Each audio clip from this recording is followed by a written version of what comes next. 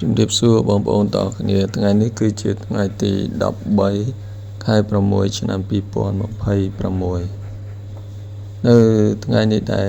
ជាថ្ងៃចុងសប្តាហ៍នៃការបិទបញ្ចប់ការជួញដូរមាសនិងប្រាក់អន្តរជាតិសម្រាប់តម្លៃហាងឆេងមាសដែលខ្ញុំចូលទៅមើលព្រឹកនេះតម្លៃមាសបានងើបឡើងវិញតិចតួច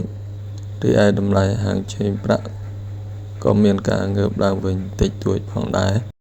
បើយើងប្រៀបធៀបទៅនឹងតម្លៃហាងឆេងមាសនិងប្រាក់កាលពីព្រឹកម្សិលមិញសម្រាប់បងប្អូនដែលពុំទាន់បានចុចជាវឬក៏ចុច Subscribe នៅលើ Channel YouTube របស់ខ្ញុំសូមបងប្អូនជួយចុចជាវក៏ដូចជាចុច Subscribe នៅលើ Channel YouTube របស់ខ្ញុំដើម្បីទទួលបាននៅព័ត៌មានស្តីពីតម្លៃហាងឆេងមាសនិងប្រាក់ដែលខ្ញុំផុសជាប្រចាំថ្ងៃសម្រាប់តម្លៃហាងឆេងមាសនៅព្រឹកថ្ងៃទី13ខែ6ឆ្នាំ2026នេះមានដូចតទៅ1អោនតម្លៃ$4,218 1ជីតម្លៃ$508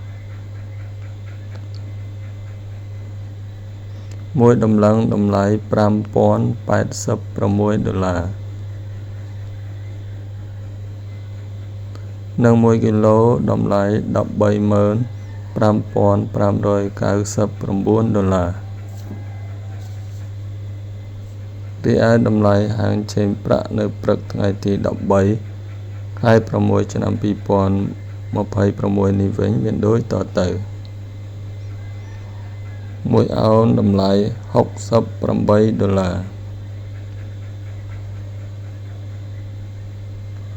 1ជីតម្លៃ$8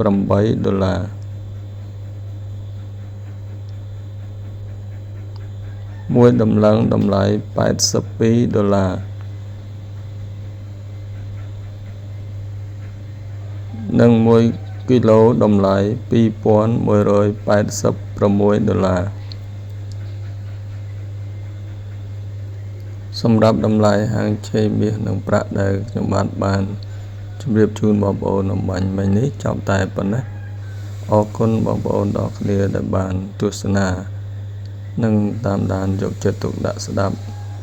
នៅការរៀបរាប់របស់ខ្ញុំតាំងពីដើមរហូតមកដល់ទីបញ្ចប់ជូនពរបងប្អូនទាំងគ្នាមានសុខភាពល្អរកទទួលទានមានបានគ្រប់គ្នា